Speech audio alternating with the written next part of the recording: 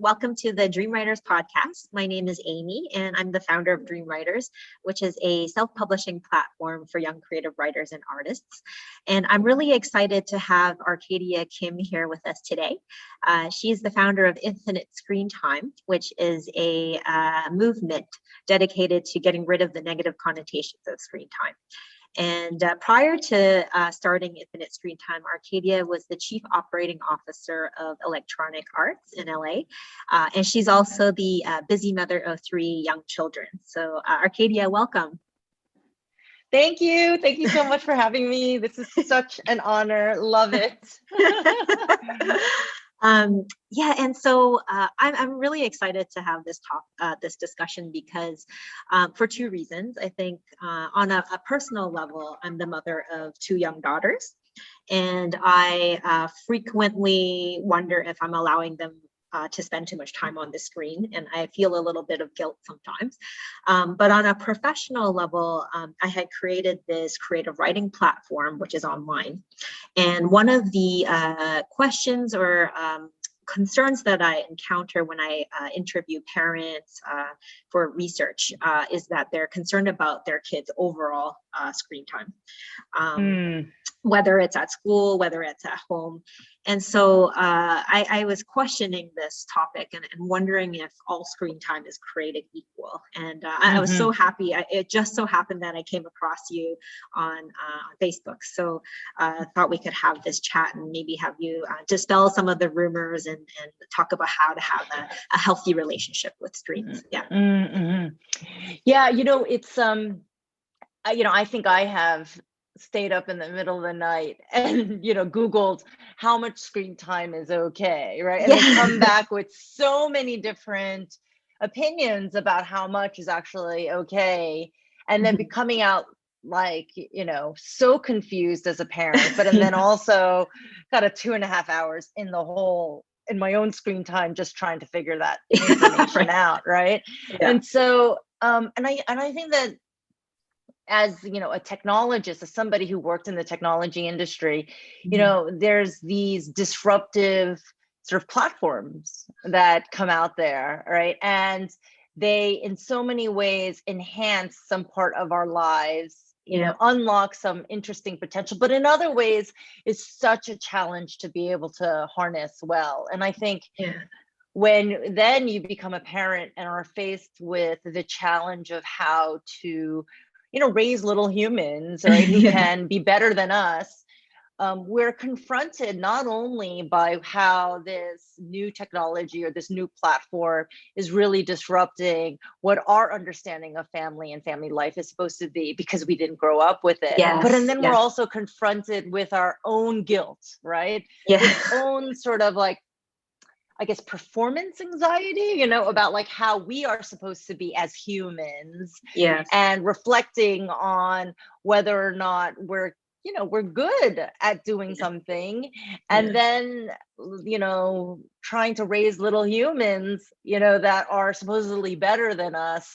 And there's a general fear of something that might be unknown. And so I think where you're coming at this is really interesting, and it's actually very, very typical. Like we see this happening a lot, right, for lots of families. And so and for the same reason why you have asked the question of why can't kids learn how to creatively write differently than what they've done in the past, right? And the opportunity of what it means to be, to have the chance to self-publish, and that opportunity for kids to be able to see their work come to fruition, and, that whole creative process from like a concept to illustration to publishing, et cetera. Like, that can only happen because of the fact that we've got the internet and these opportunities, right?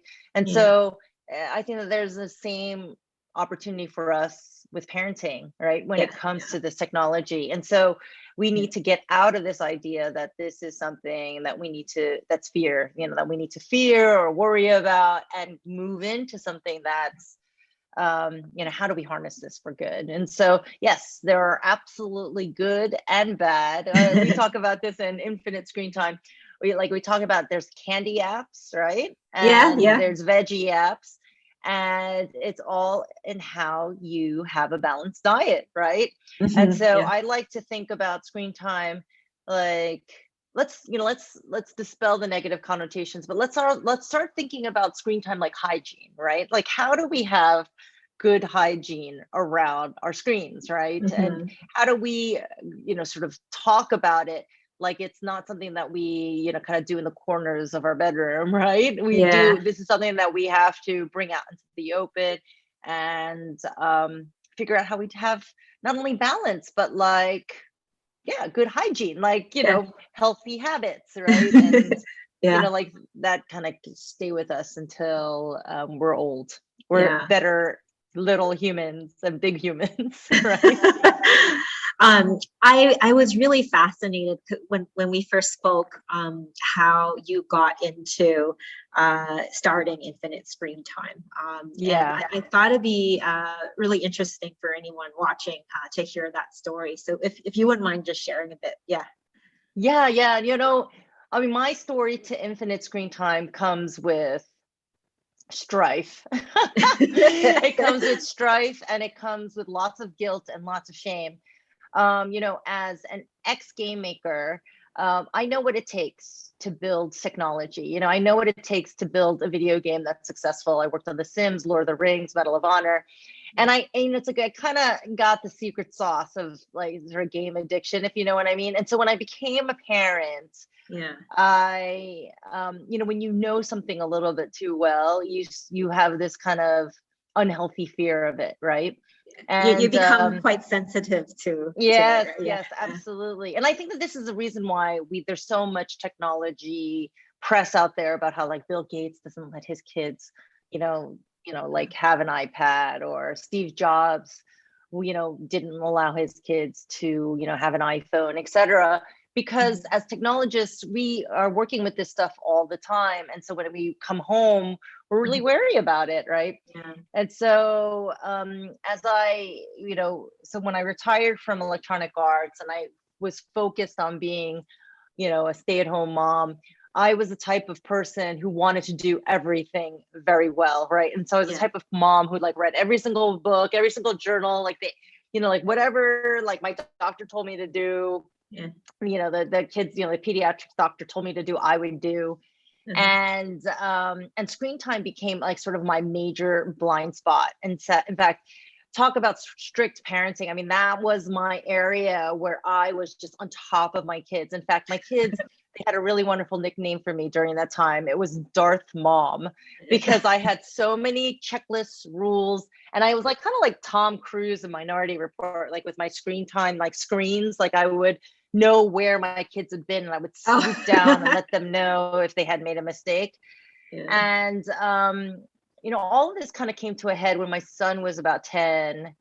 And I don't know about you, but I think a lot of parents are in this situation where they have such strict screen time rules. The moment, and this is where my kids were at that time when I was Darth Mom, like the moment their eyes woke up, like they woke up and their eyes opened, it was like negotiation, high stakes, like Cold War negotiations about like how much screen time they could have. Why not? They cannot have more. Like, can I do it? I did my chores. Can I have this much of it? It was like all day, all we would talk about is how much screen time that they could have and how that was important to them. And it all came to a head when my son was 10 and we were on sort of a summer vacation, right?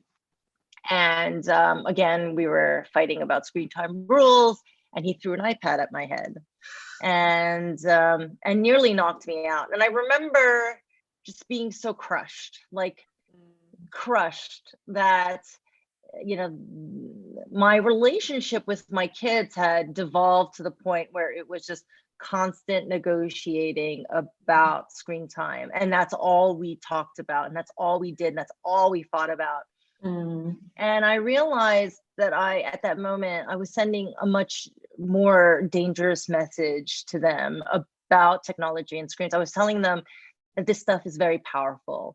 It's more powerful than you. There's no way that you can control it. In fact, I was almost putting technology on a pedestal, good and bad, like it was drugs or alcohol, right? Like something that they needed to have an unwarranted, deep-seated fear about, right? Mhm. And at the same time, I realized I'm not preparing them for their future. Like, this is something, if I continue with that conversation with them, they will build unhealthy habits, because I saw them do it, because behind my back, they would Oh, yeah. gorge on their screens, or if they were at a friend's house whose parents were a little bit more lenient, like they uncontrollable, right? Just absolutely uncontrollable. And they were manipulative, you know. And I'm not saying that my kids aren't manipulative now, right? But on that topic, I mean, they would really run circles. I talk about how don't be like Tom Cruise in Minority Report, because your kids will be like Tom Cruise in Mission Impossible. And it's true. Like, my kids could get around every single safety net that I had. They could get around every single rule, every single technology. And now I know that they can. Yeah. But I'm sort of trusting them in their self-control, which leads me to how I came to Infinite Screentime, was that I sort of had a wake-up call. Like, I sort of realized, wow, like, I need to change my conversation about this technology, because 200% all of our kids will have to do with something with technology, you know, as they grow up, whether it be their livelihood, how they connect with people, you know, how do they get their jobs, you know, do they succeed in school, etc. And so if I don't teach them some of these building blocks in a way that is open and respectful, right, of their choices and what's going to happen with this technology, because I could not, I mean, as somebody who was technically savvy, I couldn't stay on top of the technology either, right? And so I started talking more, and you know, the concept around Infinite Screentime, it's not rocket science, it's just practice. It's just practice and connection, right? And it's about, rather than talking about limits, right, it's talking more about choices, right? Rather than talking about what's dangerous, right? Talking to them about what's opportunities, right? And how they can figure out ways to safeguard themselves, rather than me being like the purveyor of all content, empowering them to be the curators of their content, right?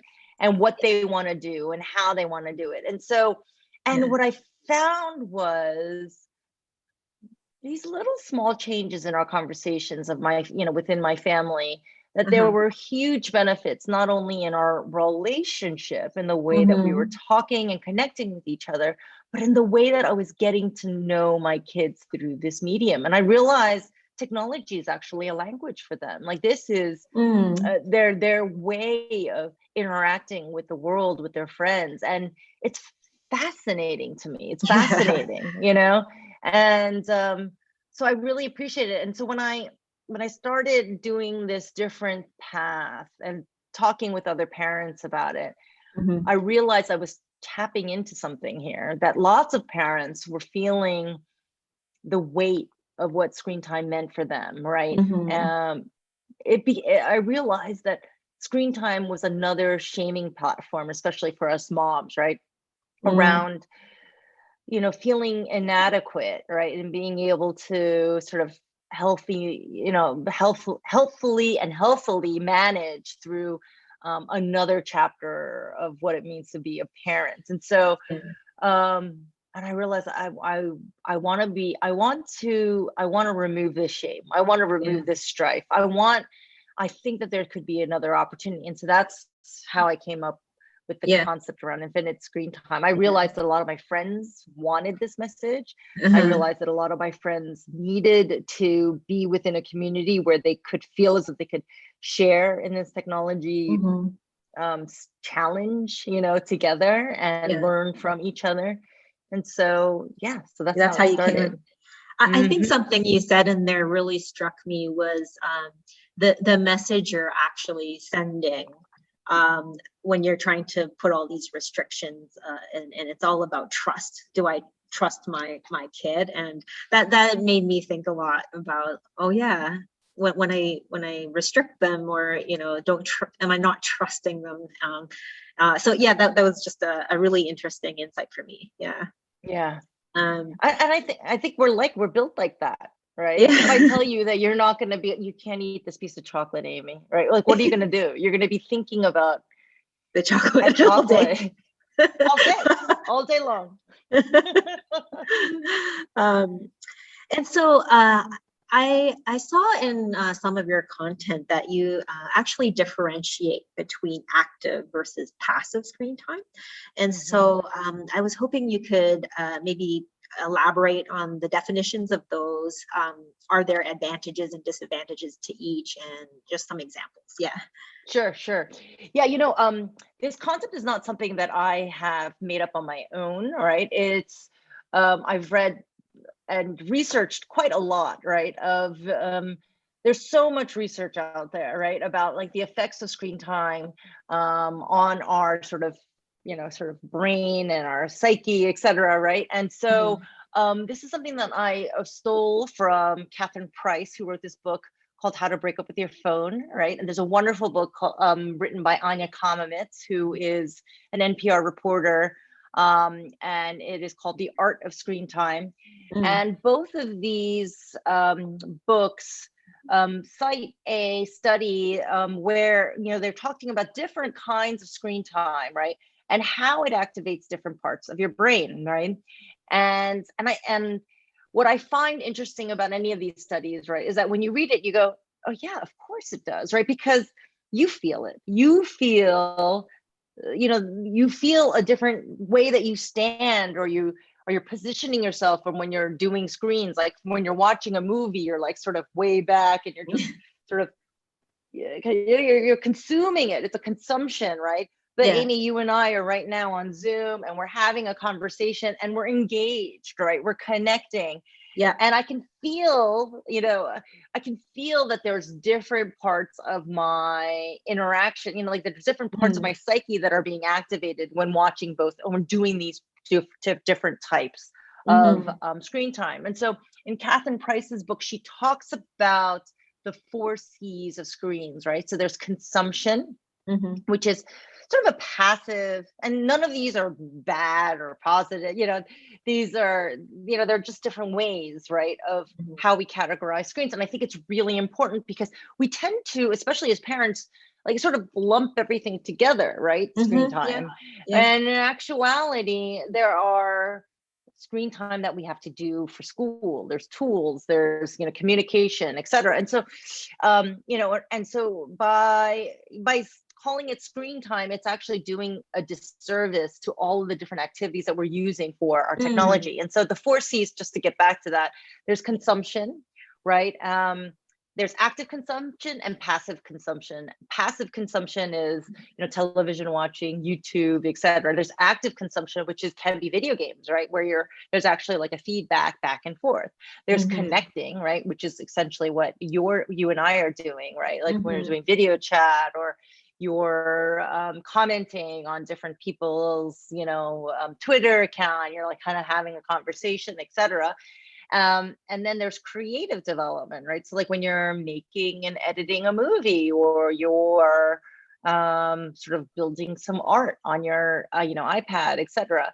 And so by really understanding the 4 C's, and I do this exercise with my clients where I help them categorize the 4 C's in their in the typical things that they do, right? And can they create zones, physical zones in their house, right, where you have these different activities, right? Yeah. And by connecting your physical zone to what your screen time activity is, what you're essentially doing is I guess bringing an active space, right, to your development. And so for instance, I highly recommend, sort of passive consumption on the couch, right? In my, on the couch in my living room, like out in the open for my family, right? And so you will see my kids and myself like sort of scrolling and reading and watching YouTube videos or stuff like that.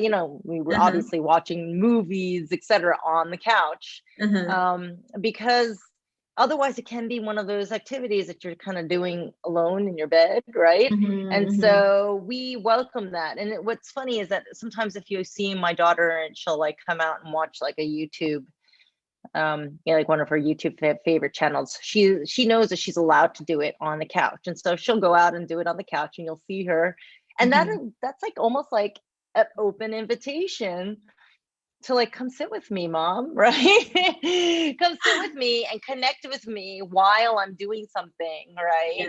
In this passive consumption way, right? Kind of like bonding. And then but that doesn't mean that I have to watch that thing with her. Like, I'll sit next to her, she'll put her feet on my lap, right? And I will then scroll my Facebook, right? And and I think that now all of a sudden something that was screen time, passive consumption, that probably felt less connective is now a very connective family experience. And so and so those are the types of little tweaks, right, that you can make so simple to do in your family, to turn what was like passive screen time, something that you probably were like, oh, it's like the worst thing you could do, into something that's really beautiful and like kind of peaceful, right?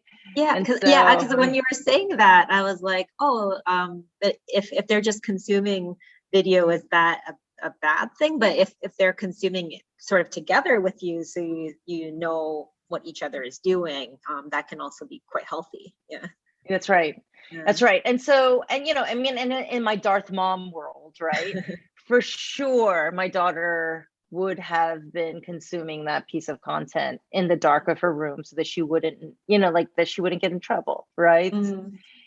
And she would have wanted to do that, right? Like she would, she's doing it in the dark of her room because she really wants to do it and she doesn't want to get in trouble, right? And so my whole thing is like, hey man, if you're gonna do it, just do it out in public. Do it where mom can see you doing it, and then we can do it together, and then we can be like, and then I can model, like, say, oh, I'm done, and that's time for mommy, right? And then she'll probably be like, okay, I guess I'm done too, as it's like a signal. as sort of like, get off that thing, what are you doing, right? And so, because it's again modeling that self-control, modeling that idea that, like, I need to unwind, and now I'm going to go on to my next thing. I can transition to the next thing. I think one of the things I was wondering is when you apply that 4C framework to your clients or whatnot, I guess it's personal, like it's tailored toward each kid. Maybe it depends on their age group, but I wanted to understand how it gets applied. Yeah. So the first step that we do when you sign up with Infinite Screentime, or when you take my course, I have this course called Screentime Serenity, is that you go through an exercise where you go through your family values, right? And the idea is you got to know why you're screening, right? You got to know like the reason why. And it's quite surprising for a lot of my clients, because they're like, oh, well, I thought that we were going to be talking about screens. Why are we talking about like family values, like what drives us as a family? And I'm, and it's actually that kind of work that you start off with that really helps to define the why of screen time. Because then you understand, oh, actually family have different tolerances. There's a kid, you're giving an opportunity for a teenager, for instance, to tell you why their cell phone use is really important to them, right? Or for a child, for a really young kid, you're able to say, well, this is what drives a long family, right? We are about having fun together, right? And so when you define that as a family value, then you can say, okay, well, then because of that, I really do want you to put your, like when you do watch YouTube, like, let's do it together, right? And so you can put a context to what you're screening, because there's a specific family stamp, that drives the why for that. And so that's a really, really important first step to understanding how you're screening. And what I find also interesting for these families, for many families, is that, when do we actually define family values? Sometimes family values are one of those things that we end up just doing, right? Without knowing, being deliberate That's true. about it. Yeah. It's usually not Especially spoken about, is it? That's right. And so I find it's a really important exercise. Like, companies do it. They talk about what are the mission of this company, what are the values of the company, et cetera. And so why not families? I think that's equally as important. In fact, what happens is you'll have a set of family values, your partner will have a set of family values, and you've never really thought about, like, well, I don't really like the way that your family does that. I think the way our family did it was better. Or, this is just something that I'd like to break, like a generational challenge. And, I'd like to set my family in a different direction. And you cannot do that unless you are being clear and articulated about that direction. And so it's a really important exercise. And it's actually an exercise you can do when the kids are start from when they're really young, and they love participating in that. Yeah. And you touched on this at the beginning with your own family, but just again, since you've coached some families and whatnot, or educators, what differences or observations have you noticed before and after? Well, yeah. Okay, so some interesting ones is that the end result of my Screen Time Serenity course is that you get a contract, right? You get some kind of a level of agreement around what screen time is supposed to be. And a lot of my clients, they end up saying, like, what, actually, we don't need a contract anymore. Like, we just have a better sort of understanding about how we want to be, right? And I find that very interesting, right? That there's this now language around screen time that they've walked away from, which is really, really critical. What I find really interesting is that I don't think anybody out of my course or my clients walk away going, okay, now all of my screen time issues have gone away. That doesn't happen, right? Okay. What has happened is a deeper understanding and a stronger respect for each other when it comes with dealing with this technology that helps bring the family closer together. And so one of the things that we always talk about in the course is that you're not going to have perfect days every single day, right? But you're going to have these incremental changes that'll set you on the path for more positive goals around screen time. And that's, I think, is really important, because you've got a practice of having healthy conversations around screens. Yeah. That I think, nothing really gets fixed overnight. It's a continuous process of change. Yeah. I think just around schools, I wanted to switch gear a little bit, because schools were sort of forced to accelerate the use of technology in the classroom because of COVID. And I know teachers struggled with teaching it. I think they've gotten used to it and gotten really good at it. But what do you view as the role of technology in class? It's funny because in my experience, also in the last year, I was so surprised about how much the kids could learn using technology. I thought they always needed to be in that physical space, and for some reason, just the thought of that helped me reflect on the fact that I had such a traditional view about what education could be, right? And I think for a lot of educators, they came out of this like, okay, well, there's just some things that are just better in person, right? But there's other things that there's a lot of opportunity here, right? And kids can actually consume a lot more and differently. And so, and the kids, they were okay. Yeah, they seemed okay. At least my kids they seemed okay, right? Well, actually, okay, so let me put it this way. What I found interesting was that there was different messages that came out from online school. that was, and there was different skills that were required to thrive that had never really been explored previously before, right? And so my first is a bit of an introvert, right? And I think before COVID, the pandemic, he was constantly hearing this message from me, who is a bit of an extrovert, right? And all of these sort of social constructs around him, that extroverts win, right? The extrovert is the one who thrives. The extrovert is the one who succeeds. And if you really want to unlock your potential, you're just going to have to get over it. You're going to have to put yourself out there, right? But what the pandemic has then now taught him, I think as extroverts, we really struggled a lot in the last year and a half, right? Like not being able to see people and connect with people in real life, right? And get that energy from that room in the way that it had always been in the past.